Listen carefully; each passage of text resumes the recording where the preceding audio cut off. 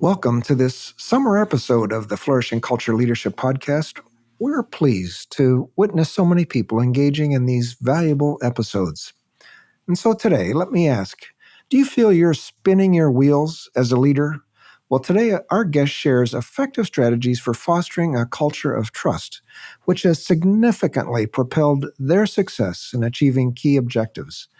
Listen in as Dr. Michael Lindsay, the president of Taylor University, leverages hinge moments to move a team forward.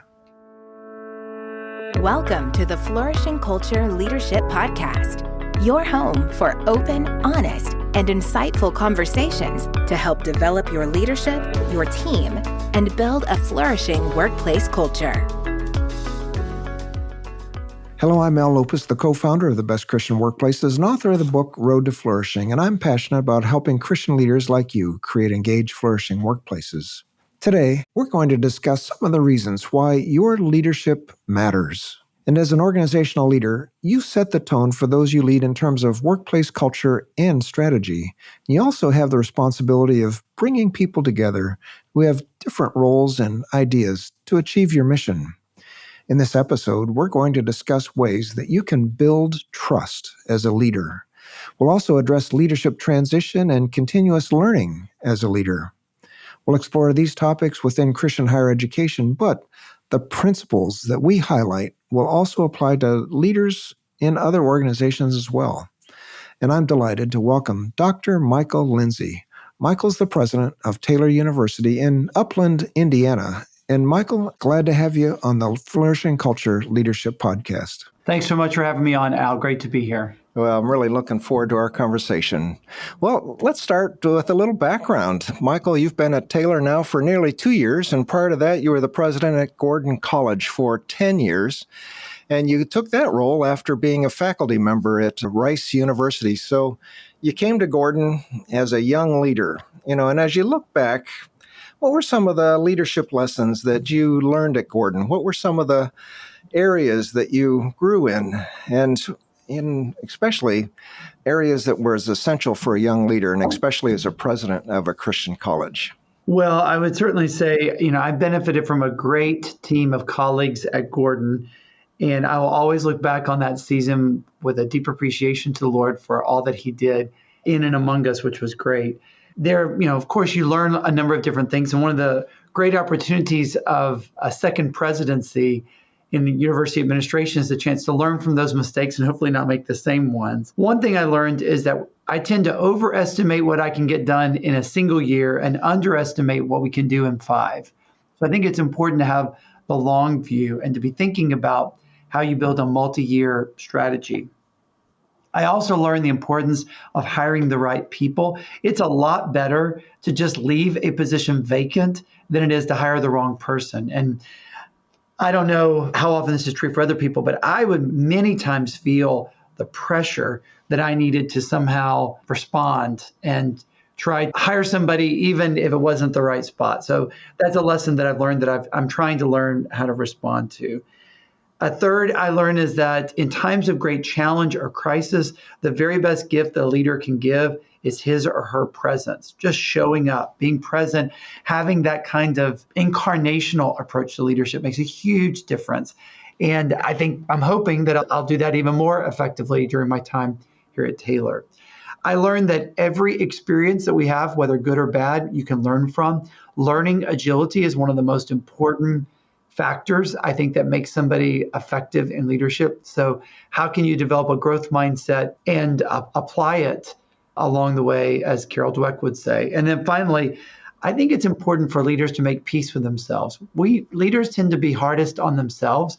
And so you have to just be able to say, okay, I accept that I'm not Superman or Superwoman, and I have areas of gaps and deficiencies. And really, the key thing in leading is to figure out how do you reallocate so that people can help compensate for your weaknesses, not how do you somehow shore them up and change who you are. You lean into your strengths, and how do you do that most effectively? And oftentimes that means getting the right people around your team who can help you and who can provide complementary strengths, not just shaping or repeating who you are.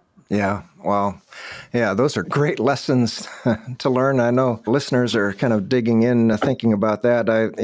Especially the experience of hiring the right people, and when, as you say, sometimes there's pain when you don't, and getting it right the first time, and yeah, learning agility and showing up is certainly a big part of it. Yeah, great lessons. Thanks, Michael. Yeah.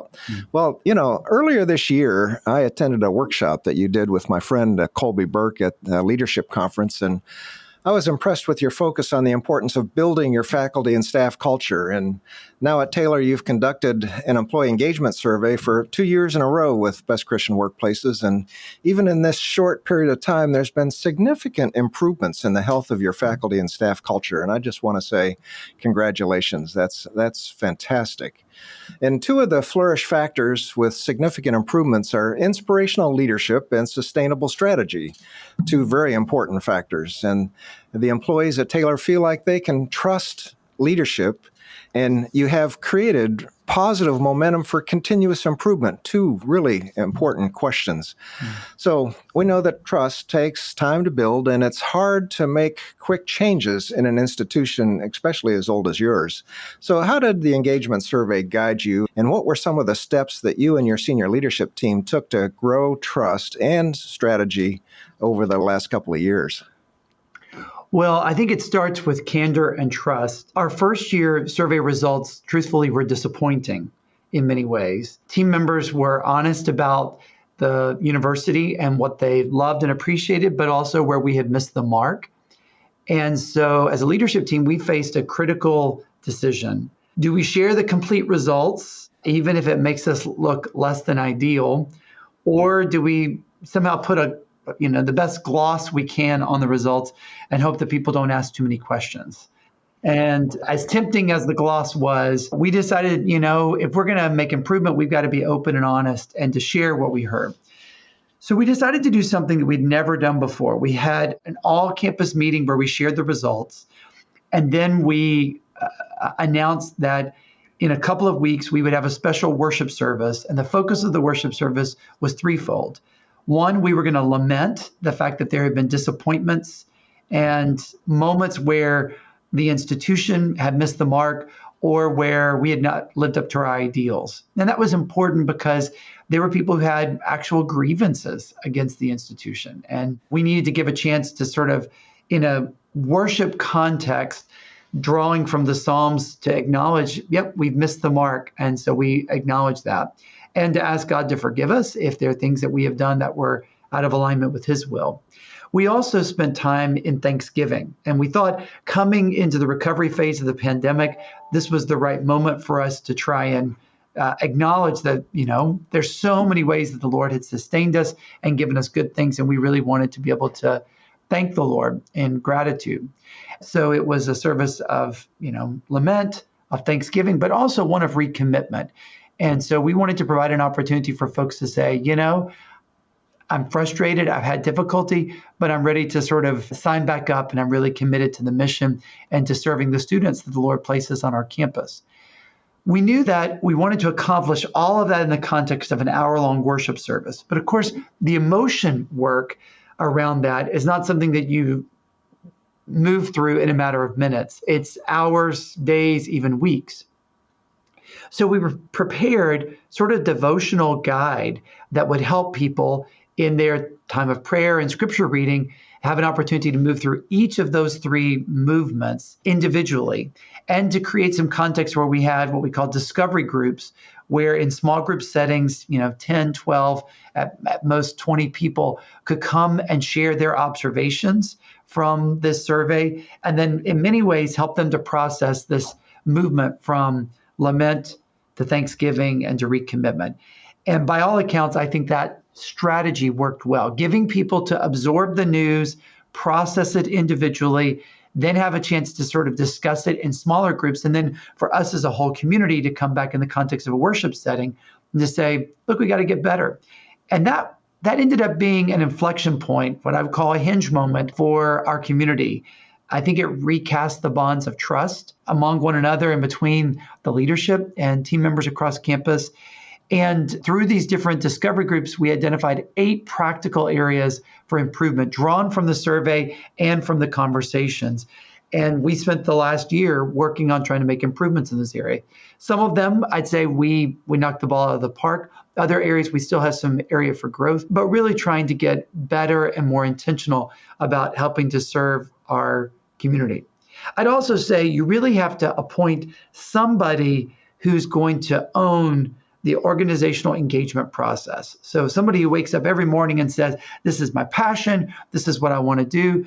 And, this is not a one and done kind of thing. It's more like working out at the gym. You've got to be there 2 to 3 times a week to get stronger and healthier. There's always more that we have to do. So having a champion is kind of like having a trainer at the gym who thinks about it and strategizes ways to get better and is helping us to make considerable positive incremental improvements day after day, week after week, month after month. I can't tell you how many leaders, Michael, will get some disappointing results and put them, in the lower desk drawer. And I know there's a temptation to do that, isn't there? But I love your process, and you recognized it. You came out with candor.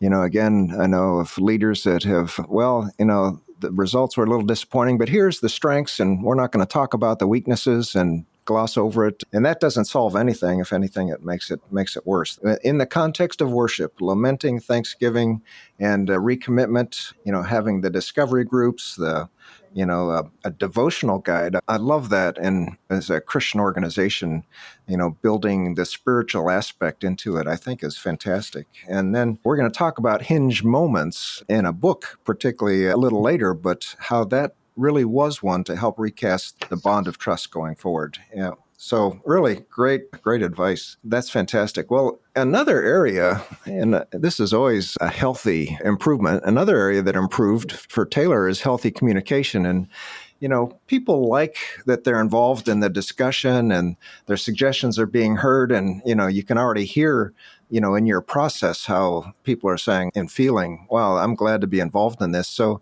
are there some particular practices that you and your leadership team have implemented in terms of communication? You've already mentioned several, but, what experience can you share that might help another leader, somebody who's listening that wants to grow in the area of healthy communication? Well, the team put together a series of strategies, and Will Hagan, our vice president for strategy and chief of staff, really took the lead of building a system of cascading communications that after every senior leadership team meeting, we would agree upon the 3, 5, 6 key topics that we discussed and how we would be discussing them with team members. Then each vice president was tasked with sharing that information within a day or so, ideally face-to-face, to sort of brief them on what we learned in sort of a stand-up meeting. And then they, in turn, were asked to share that in a stand-up meeting with their direct reports. And the idea is that this provides a communication flow. So it's not just, here's what was discussed, but also, what are your thoughts, or do you have some opinion? And oftentimes in the cascading communications, we'll raise topics that we're considering, but have not fully decided, and invite people, if they have ideas, to come back to us. And so that cascading communications flow has been really helpful to us. In addition, we really dramatically increased the flow of information where senior leaders are communicating more frequently. So, there's probably 8 or 9 vice presidents at the university, and each of them have taken on responsibility for helping to increase their flow of communications. So our chief academic officer has a monthly newsletter that goes out to faculty and staff. Our chief enrollment and marketing officer does Loom videos where she shares some of the data and records sort of a 3 to 5 minute briefing that happens. The chief of staff does a regular update of where we are with a strategic plan, because we said an ambitious strategy that includes 6 big pillars that we're working on, but 125 objectives over 5 years. So he's walking us through methodically, how are we doing and what progress is being made. In many ways, we worried, is this going to be over communication? Are people going to be sick of hearing from us? But it's turned out that over communication is precisely what we needed. And so my one encouragement to your listeners is that when you're in leadership, I think sometimes you assume everybody knows all the stuff that you know at any given time, when in fact they're busy. They've got things with their families, their own jobs. So we really have to over communicate to get the message across. Yeah, Michael, that's really great advice. I remember as a young leader thinking, if I said something more than once, I was being disrespectful and inefficient. And then I realized when it came to communication, no, that was wrong. That communicating as much as possible. And wow, those are really like the cascading communication and putting that structure in place. And also in organizations, it's the grapevine where people really rely on communication, and it's not the right kind of communication. You've got to break the grapevine, and by having that formal process is really helpful. Well, you're still relatively new in your leadership at Taylor, and you've seen some really very positive improvements in your culture in a short period of time. How are you planning to continue the positive momentum and the employee engagement over the next few years? Well, I mentioned we've engaged our mutual friend, Colby Burke, who is a tremendous HR consultant for us. I recommend him to everybody. He's just done a tremendous job of helping to build the institutional plumbing that we needed in order to be able to increase engagement. Taylor's a complex place. We're a workforce of 600 employees. We serve, probably 2,500 students all told. And we're a community, a network of alumni and parents and supporters that's over 30,000. That's a lot of people. And just thinking about how do you increase their engagement, it feels overwhelming and in some ways defeating. But Colby keeps reminding me the best way to eat an elephant is one bite at a time. So we've been working on eating that elephant and trying to hold monthly gatherings. Just yesterday, we held one of our staff forums. So we have a faculty meeting every month and a staff forum every month. And that's a chance for us to both do some developmental work, sharing of information, and fielding questions. And I think that has really been helpful. Colby also encouraged me to think about how could I engage with our team members in a less presidential format. How could people get to know you as a person as opposed to you, the leader? So we implemented a weekly Bible study that I have been leading. And that's just a chance for us to be engaged in Scripture. We've been going through the Gospel of John, and it's been a really nice strategy. I travel 40% of the time, so I'm gone some weeks, but I have a vice president, or sometimes my wife, who also has a part-time role at the university, steps in. But that's been a nice context for people to get to know us in just a different kind of way. And I think folks have really appreciated that. And we've also worked really hard to find opportunities to celebrate, to build a culture of celebration, which, we had a roller skating party for all of our employees and their kids. We did it a couple of days before Halloween so that they came dressed up as costumes, and we had a costume contest. Silly things like that actually have a good way of building an esprit de corps within the community and folks feeling celebrated and appreciated. I also think it's important for you to find ways to be able to tangibly demonstrate appreciation. So last fiscal year, we actually gave 2 rounds of bonuses, which that had not been the culture at Taylor. And as part of doing it, each supervisor or vice president had a handwritten note that went along with the letter that provided the check. That was the bonus, to just say, here's what I really appreciate about what you're doing. So the more specific we can be, the better. And I think that has really been helpful. We made one of our big goals, which is retention of first-year students to second year. It's one of the key measures. It turned out our retention rate this year was better than half of the Ivy League. And so we're really proud of that. So we decided we got to do something special. Historically, the Wednesday before Thanksgiving is a half day for employees. We decided to give them the entire day as a university holiday, just to say, look, we achieved a great objective and we want to be able to celebrate. And that matters a great deal. I also think it's important for us to steward spiritual leadership on campus, inspired by Psalm 78, where David is praised for leading both with integrity of heart and with skillful hands. And so we want to build a culture of spiritual vitality at Taylor. As a senior team, we read and meditated Ruth Haley Barton's book, Pursuing God's Will Together, which I recommend. And then we've been in the process of saying, how can we incorporate more spiritual disciplines in our leadership? And how can that be lived out in how we conduct ourselves? So just being more intentional about those kinds of things have made a real difference. I trust you're enjoying our podcast today. We'll be right back after an important word for leaders. Are you a leader searching for ways to enhance your organization's workplace culture and foster employee engagement? Well, we have just the solution for you. It's our proven Best Christian Workplaces employee engagement survey for the Christian-led workplace. Picture this, your organization radiating with a renewed sense of purpose, where employees are excited to come to work every day. With our employee engagement survey, you'll gain powerful insights into the heart of your organization. Discover hidden strengths, uncover areas for improvement, and unlock the full potential of your team. But that's not all. By conducting the survey, you'll see productivity skyrocket, increased job satisfaction, and decreased turnover rates. Imagine the impact on your mission as your team unites around a shared vision, driven by purpose and fueled by a positive workplace culture.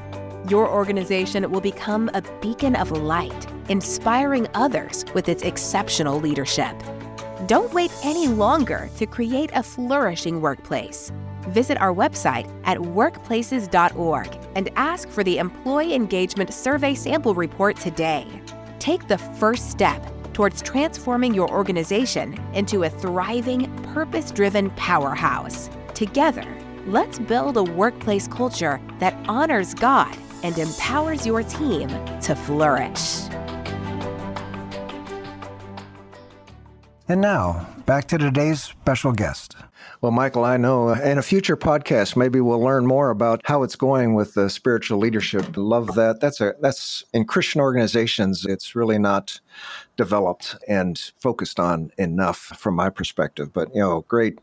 Going back to your thought there, institutional plumbing. Well, it doesn't sound very sexy, but it really is important, isn't it? Just to have those things in place that will build culture. I know, many times Christian higher ed organizations will say, monthly meetings, are you kidding me? We're too busy. We're going to take time out for a monthly meeting. And yes, getting the group together, weekly Bible study. I love that idea. Celebration, recognizing performance. Congratulations on high retention. All of that. Those are great examples. Thanks. And I know leaders can, regardless of their sector, can understand how they can do similar things. Well, higher education includes a community of many different constituencies. You've already mentioned, you've got leaders, you've got department heads, you've got faculty, staff, students, alumni, and parents. And you said like a community of 30,000 people. That's not to mention donors and trustees as well. So let's not forget those. Busy. Exactly. So how do you and your team listen to get input from all elements of your organization? How do you build bridges to develop consensus on priorities and goals? One of the things that I was asked by our board when I came in was to develop a strategic vision and plan for the university. We had not done that in a number of years. And it just so happened that my first year at Taylor coincided with the 175th anniversary of the university's founding. So we decided that we would recruit 175 external leaders to be part of what we call the 175th Commission that would come alongside a group of faculty and staff leaders here on campus. And together, we would help to identify strategic opportunities before the university, as well as persistent problems and challenges, and build a strategic plan that everybody would feel like is responsive to our particular marketplace opportunities and challenges. We also did surveys of students and faculty and staff and parents and alumni to be able to give them a chance to speak into it. And so we just had reams and reams of data that we were processing. And we held regional gatherings around the country. So we're based in Indiana. So the first gathering was in Indianapolis. Then we went to Denver. We did another gathering in South Florida, another one in Dallas, then in Chicago, and then we came back to campus. So these were designed as opportunities as sort of convenings where people could speak into what they think the future was looking like. And we asked them to join us in a spiritual discernment process. So we would have little devotional ideas or spiritual disciplines we were incorporating. All of this was designed to come up with lots of good ideas. Every idea was a good idea in the beginning. Then my senior team and I spent last December and January distilling it and trying to say, okay, based on what we have heard, what do we think is the right direction for the strategic plan? And we drafted what we called a hypothesis plan. And we rolled it out first with our board, then with campus leaders, then with faculty and staff, and then with our constituents. And we said to them, this is our very best guess of where Taylor ought to go based on what we've heard from you. What do you think about this plan? And we intentionally included more initiatives than we thought that we could possibly do, because we thought we need to winnow this down and focus. As it turned out, nobody wanted us to eliminate anything because they had felt like they had participated in it, and people really felt a sense of ownership. But we were able to combine some things and begin to distill it. So by late April, early May, we had developed what ended up becoming Taylor Thrives, our vision for the future. And it includes 6 big pillars and 125 individual goals over 5 years. Then after we got widespread support, and I would say the hypothesis planning process really worked, because it gives you the freedom to say, this is our best guess, but what do you think? And then you can iterate several times. So we had probably 5 or 6 versions that we floated to different groups over the period of 2 or 3 months. So by the end of it, people were like, enough already. You've given me my feedback. Just tell me where we're going. So then the board was able to unanimously approve the plan. And then over the summer, we sat down with every single department to make sure every one of those 125 objectives had a vice president who's providing strategic oversight, and then a team member or 2 who actually owned it. And they built that into their own individual goal setting. It was a huge process. I mean, it took us 3 months to meet with every single department and to have that. But in the end, I think it was really excellent. It really drove us to action and made a huge difference. None of this was my idea or approach. It was really ideas that emerged from the community. But I think that it made a big difference. And then we've also been able to parlay that strategic plan into a blueprint for a fundraising campaign that we're now trying to get resources to support these different initiatives. And because so many of our donors had a say in developing that plan, they also feel a sense of ownership. So it's easier for us to go to them and say, you seem to be passionate about this. Would you be willing to help support us? And so far, we've been able to raise tens of millions of dollars as a part of this. Wow. Yeah. So the old days of having a leadership team sit in a conference room and come up with a strategic plan might not be the way to do it, huh? And the more engagement you can get, the better, I think. Oh, absolutely. And, when I listen to your process of that discussion, you listened. That's the key word that I drew out of this. You listened, you were humble, and you've learned, okay, this is what our community is really interested in. And as you said in the end, and willing to support and take action on. Without their involvement, of course, you'd have much different outcome. Yeah, so I'm really looking forward to hearing how that goes over the next couple of years. We mentioned, Taylor's been serving students since 1846, and boy, that's a long tradition of Christian formation. And I'll also say in my years of working in Christian organizations, Taylor grads are certainly well known for being outstanding leaders in the faith. So you've got a long tradition from that standpoint.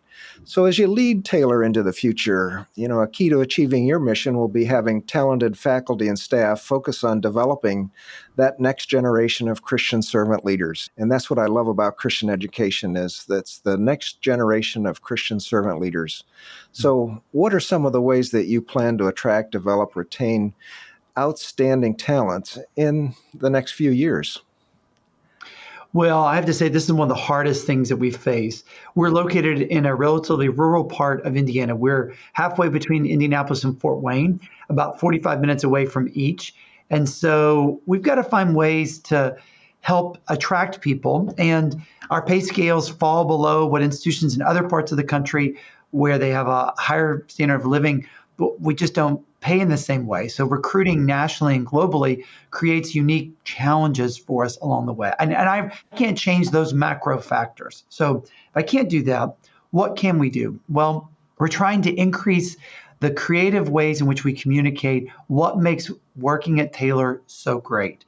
It's a concerted effort among our HR folks to do a better job of that. And thinking about simple things like an updated website, updating job descriptions, finding opportunities where you can develop sort of a suite of opportunity profiles. You don't have to be the vice president or president that we're searching for, but opportunity profiles can communicate some of the great value. And so we're working on trying to do that. And I also I have a monthly newsletter that goes to all of our constituents I use that as an opportunity to link to opportunities that we have where we're hiring positions. And those have yielded some colleagues who've come to join us because they heard about it in that way. I'd say attracting talent in this recovery phase of the pandemic has been one of our toughest challenges. So we're continuing to work on it, but we don't have the solution all figured out. Well, roller skating parties with families beforehand, before, Halloween. And I mean, what that creates is just a sense of remarkable community. And what I've known over time as I've done lots of discovery groups in Christian higher ed is how people just love being able to serve Christian organizations, to teach through a Christian worldview, and they really achieve high levels of life-giving work through that. So you've got that to offer. There's no question about that. And who wouldn't want to be part of an exciting organization that really has an engaging, ultimately a flourishing culture. So no question. Well, in addition to your leadership in Christian higher ed, you're a sociologist by training. I love that background. And you've done some long-term research on leadership and what you call hinge moments, which you've already mentioned one that you've experienced so far in your tenure. And you've written a book by that title, Hinge Moments. So how can a leader move through transitions in a positive way and avoid pitfalls? And I've just gone through a transition myself, a succession plan. We've got a new CEO, and I've moved to the board chair role and still do this podcast. But what are some important factors that a leader needs to pay attention to in these hinge moments as they move through transitions? Well, if you live an average life, 70 to 80 years, we're going to have millions and millions of minutes in our life. But if you look back on the fullness of your life, probably there are 12 to 20 individual minutes that disproportionately shaped the rest of your life. The minute you're born, the minute that you develop a relationship with God, the minute that you meet your spouse, the minute you experience your first big break professionally, the minute you have your first significant failure or challenge, the minute a loved one is diagnosed with a terminal illness. All of these become inflection points in our life. And how you prepare for and respond to those hinge moments have a disproportionate impact on your health, well-being, and satisfaction over the rest of your life. So you have to really think about those. Change is something that happens to us instantaneously, in the blink of an eye. Transition is something that happens over months. It's the process of getting ready for that change, if you anticipate it, and then it's responding to it in the moment. And some of us, we experience hinge moments of our own choosing. We decide to go to a particular university, or we decide to get married, or we decide we're going to pursue a new job and we get that job. But other hinge moments occur not by our own choosing. We were expecting something and it didn't work out. Or we find that we're terminated from a job that we thought we were going to do for the rest of our career. These become inflection points as well. And how we respond to those makes all the difference in our long-term success. And so much of life is about preparing for the next hinge moment. So having the kind of skills to discern and to prepare for, having close advisors, whether it's loved ones or friends who can help us, and being open to the Lord's leading. In the book, I tell the story of my own process of sensing from God that he was calling me to step away from the presidency of Gordon College, a job that I loved and that I thought I would do the rest of my career. And it was unsettling to actually get a confirmation that the Lord was telling me it was time for me to do something different. And that unsettling process causes a lot of tumult and anxiety in our lives. But I can testify, having now gone on the other side, that I'm so happy and gratified. I loved my time at Gordon. I look back on it with a great deal of fondness, and there are things that I miss. I loved living close to the ocean. I loved some of the friends. I loved our church we were involved in. At the same time, I'm so much happier and more satisfied in this role because what Taylor needs right now is precisely the kinds of skills that I bring to the table. So it's a great match and a great fit. And, having a chance to do a second presidency has been great because hopefully I'm not making the exact same mistakes. So I'm on the other side of a hinge moment, and I can just testify the Lord has really guided me and brought me to the right place. And I think it's probably true for all of us. We can look back and say, hey, these hinge moments may have been difficult in the season, but the Lord used it for greater good. That's oftentimes how we grow and develop. So I hope that people do read Hinge Moments because it's a helpful guide of how about 20 or so leaders found their way through the challenge and the change and made peace with the transition. And in the end, they became stronger and better as a result of it. Yeah, and I think, as you say, we're all going to experience Hinge moments in our futures, and maybe several of them. And so being prepared, it sounds like a great way to be ready. So yeah, let's discern, let's have good, close advisors, and most of all, let's be open to God's leading. Fantastic. Well, some of our podcast listeners are leaders in Christian education, but others are leaders in Christian businesses or nonprofits and churches. These are organizations that have been hiring graduates from Taylor and other Christian colleges for a long time and will in the future. And what are some of the characteristics of this new, and this is really what I think a lot of our listeners are looking forward to, what are some of the characteristics of this new generation coming into the workplace? You have a ground level view of what the future looks like for leaders in the Christian community and the faith in Christian organizations. What are you excited about as you see graduates launching and starting a new contribution to their communities? Well, I think that the current generation of young people are among the most entrepreneurial and innovative Christian leaders we have ever seen in the history of the church. So I'm incredibly encouraged by their desire and commitment to start new initiatives and enterprises and build them into growing organizations. There's a real global concern among young people. So they're concerned about issues of poverty and justice, not just in their neighborhood or their local community, but really around the world. And they're globally connected. Social media, digital media makes it possible for them to develop relationships with people halfway around the world. They are unlikely to stay planted in a single institution for their whole career. It's interesting because 2/3 of the current university college freshmen in the country today, 2/3 of them will work in fields that have not yet been invented. Just as a small example, a very robust area that most large organizations now have are social media teams, social media management. That's a field that did not even exist 10 years ago. So imagine what it's going to be like 50 years from now and how different that's going to be.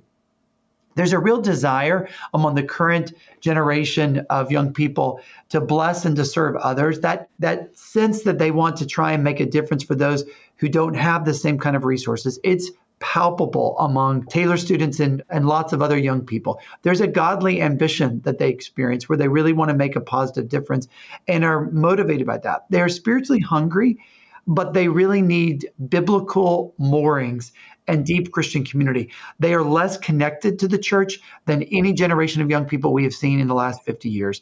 The pandemic just exacerbated this sense that you don't have to be connected to a local Christian community in order to be spiritually mature. So we've got to work hard to help them to see the value of Christian community and create pathways for them to develop it.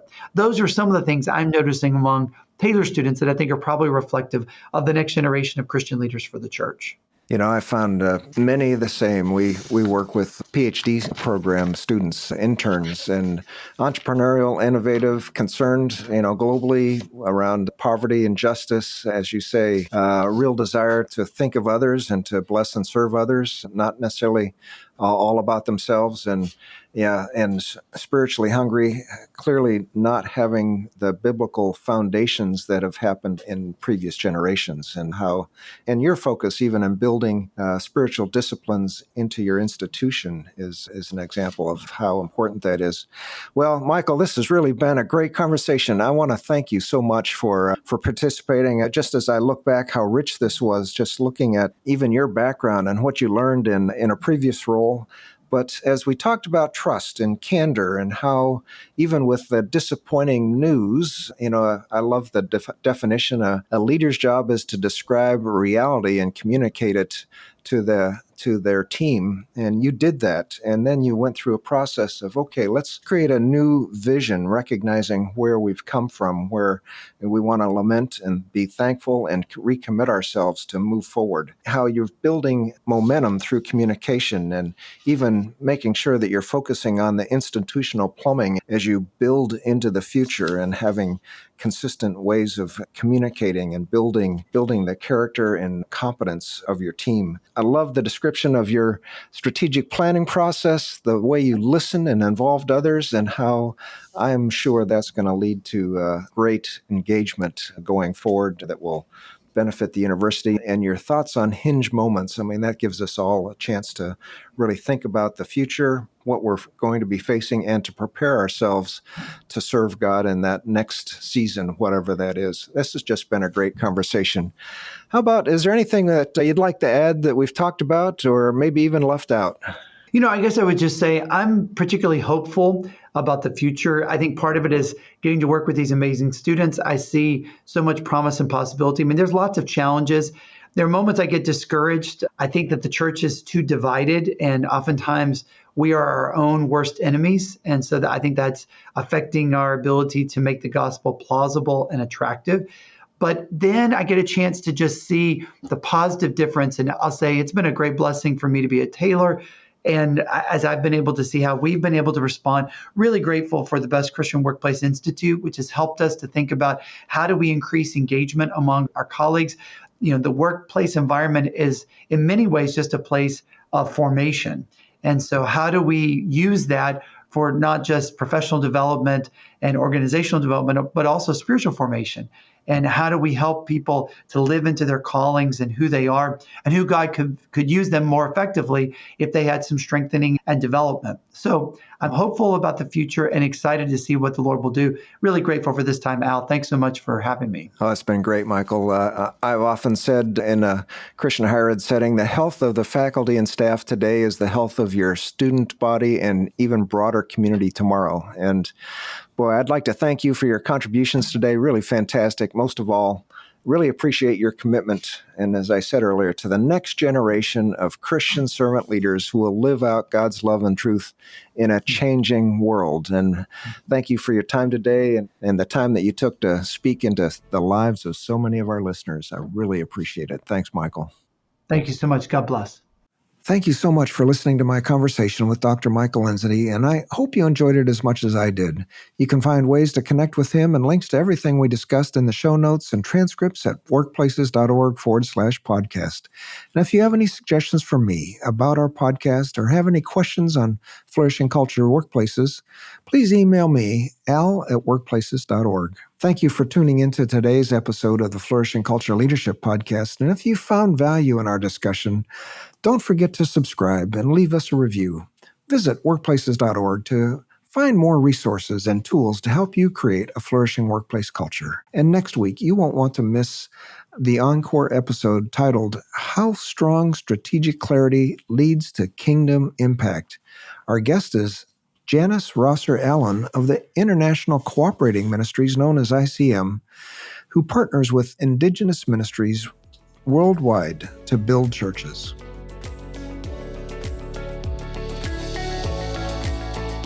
The Flourishing Culture Leadership Podcast is sponsored by Best Christian Workplaces. If you need support building a flourishing workplace culture, please visit workplaces.org for more information. We'll see you again next week for more valuable content to help you develop strong leaders and build a flourishing workplace culture.